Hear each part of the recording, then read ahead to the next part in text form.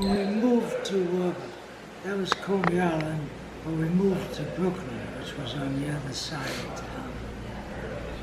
And we lived in a kind of a tenement house, which had a candy store on the bottom and a grocery store. And a bakery too. And we lived on the 3rd floor. And we had cousins who lived on the 1st floor. Willie and Mary. And Willie and Mary tended to fight because Mary would go out Saturday night dancing. And her husband had some objection to that. They were cousins. Mm-hmm. Yeah, okay. Which one was the cousin? Which was the spouse? Willie and Mary. Which one was the cousin? Which one was the spouse? I'm not sure. Okay, you said the husband had a problem. So they were husband and wife. They were husband and wife. Okay, Willie and Mary. Yeah. Which one was your cousin? Oh, which one? The cousin? I think Mary. The one who went out and danced. Yeah. Willie was kind of heavy. You might even say fat. But Mary would go out dancing on Saturday. Tell them about living up there and your mom going down to get whatever you wanted to eat. Oh yeah. We lived on the top floor, which was about 2 or 3 stories up. And my mother was very giving, and she'd ask each one of us what we'd like to eat. Sister Selma first maybe, and if she didn't have it, she'd go down to the grocery store below us. Then she'd ask my sister Helen what she would like to eat. It wasn't that there was one meal for us. If Helen needed something downstairs in the grocery store, my mother would go down. Then there was my sister Charlotte. What did she want? Well, depending on what she wanted, my mother would go down those floors again and get it. Then there was me, and I had some special needs. So she got a lot of exercise. Yeah, my mother was kind of a little on the heavy side, but she could move. She could move fast. She'd just go down and get it for us. Then there's my brother Jules, and he might have had some special needs, and she'd go down and get what he needed. My mother was a very giving woman.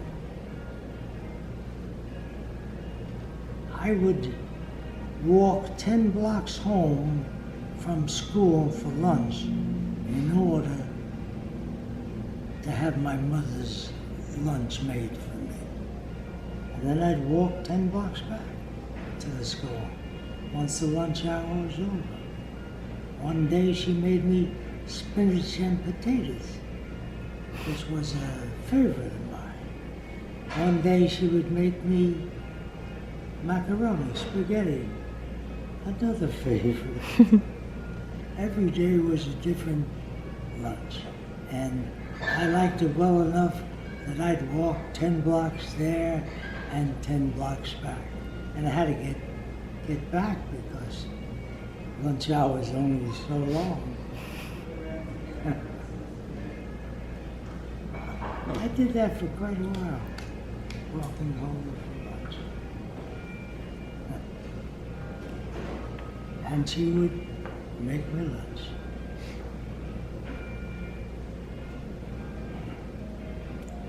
Tuna fish sandwich one day. tell them about how much you played on the street? Played a lot of baseball. And what was the home plate? The life was on the street. And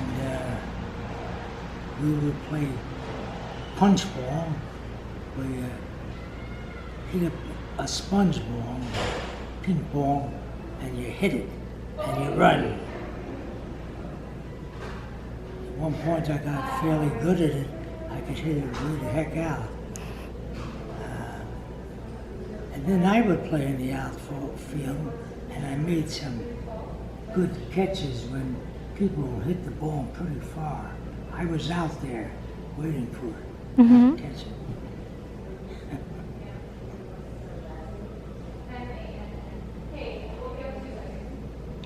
But we'd won my first time on the street. You know, I walked up and down, and they were playing punch ball, and there was this little fat kid. And he sucked the ball and he ran so fast. Well, the bases were surprised the hell out of me. He became my best friend. Yeah? Manny Green. What kind of trouble did you guys get into? Some I can't mention.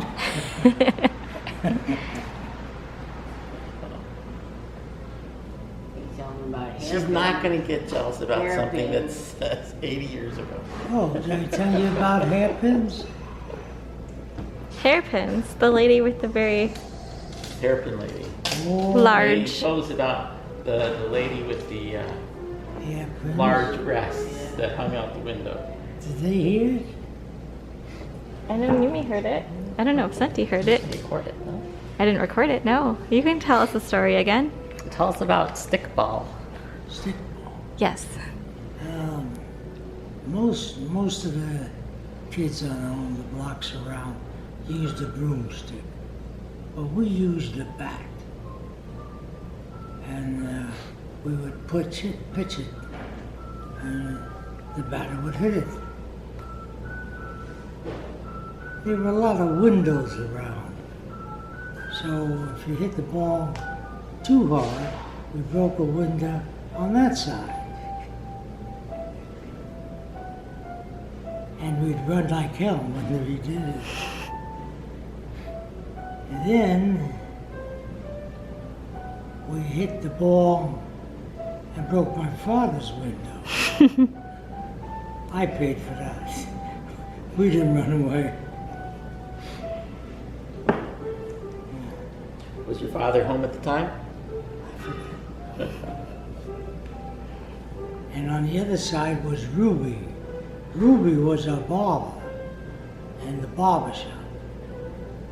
And he used to show us these little dirty cartoons when we take our How old were you haircuts. when he showed you these cartoons? How old were you when he showed the cartoons? 13. Something like that. Ruby, he was our neighborhood barber. He'd cut most of our hair. He wasn't a hairstylist. He just gave you a haircut. Did you grow up in a very Jewish neighborhood? It was a mixed neighborhood. Jewish, Italian, and one Polish. And the Jewish gals sort of hooked up with the Italian guys. Oh, that was terrible. That was terrible. And then there was a tough guy, but nice guy, Jack Feasy, and they had a big fight, which everyone surrounded them. Jack against somewhere else, and they would punch hard, hit hard, and hurt one another. And that was a neighborhood event. How many people did he fight? Was everybody fighting everybody, or was it? No, He fought a whole bunch of people. Those two guys. Those two guys. Everyone would surround them and watch the fight. They wouldn't try and stop the fight. They watched it.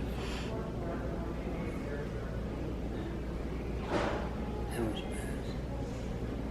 Tell them how you made it into the in group of the new school. The only way you could do it was to have a fight. Oh yeah. So in order to enter, really make it in the class, I fought this short guy. But he was very tough. And he gave me a bloody nose. I gave him a bloody lip. But I think he won the fight. But then we made it. He's my friend then. Charles Bergoli. Short guy, but tough.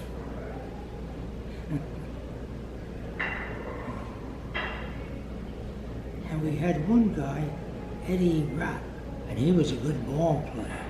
And he tried out for one of the professional baseball teams. Really? Yeah? That's cool. Ed.D. You can tell about teaching your brother to play basketball. Oh yeah. And that famous game you played. I taught my brother, who was small, how to play basketball. Where you run ahead of the other guy and you're free.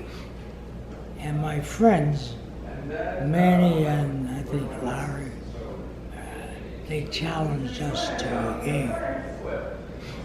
But they didn't know my brother was so good. And we won by a close score of 50-4. Wow. He kept running ahead. I'd thrown the ball and he'd toss it in. And we were playing against two guys my size. And he was small. But he knew how to play because I had taught him. 50-4? 50-4. And then you can mention what happened when you grew taller. They challenged us, but they didn't know about him. I had taught him. And then he had the nerve to get taller. Yeah. Did they challenge you after that? Then it was tough playing against him. That's for sure. We'd have 3-man games right outside a garage. And they were good games. And we had them up in where we lived, right? John Saffron played. We had 3-man games and they were good.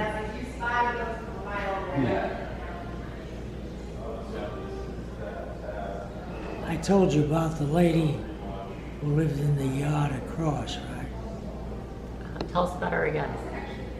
Tell us about her again. Well, she lived in the sort of over by one house next to my father's house. My father's house had a roof. And we would go up to the roof. It was low roof. And we hit the ball in her yard. So we had to go up there and try and negotiate the return of the ball. And she was the woman with hung out the window with the pendulous breasts. Hanging out of her. The ball game sort of stopped for quite a while we were trying to negotiate getting the ball back. But we weren't too much in a rush because we were eyeing her pendulous breasts. Oh, yeah. I think in the end she did give us the ball. I'm not sure. So you were telling us at the restaurant when you were in school during the bombing of Pearl Harbor. What was that like? I was at my uncle's house in Long Island when 1941, when the Japanese bombed Pearl Harbor. Mm-hmm. And we all became very frightened and expected them to come and bomb us. So we sort of went home, and we had an air warden, and we had rehearsals going down in the basement or going under our, in school we went under our seats because we had rehearsals in case they came to bomb us. We had no idea how far the Japanese were. We were in New York. If they were going to bomb anywhere, it was going to be in the Pacific, California. And at school, we had rehearsals, air wardens, and the bells ringing, and we were supposed to gather in one place and then bend down, practice bending down under the chairs and stuff. It was scary at first, but then as the war continued, they were nowhere near us.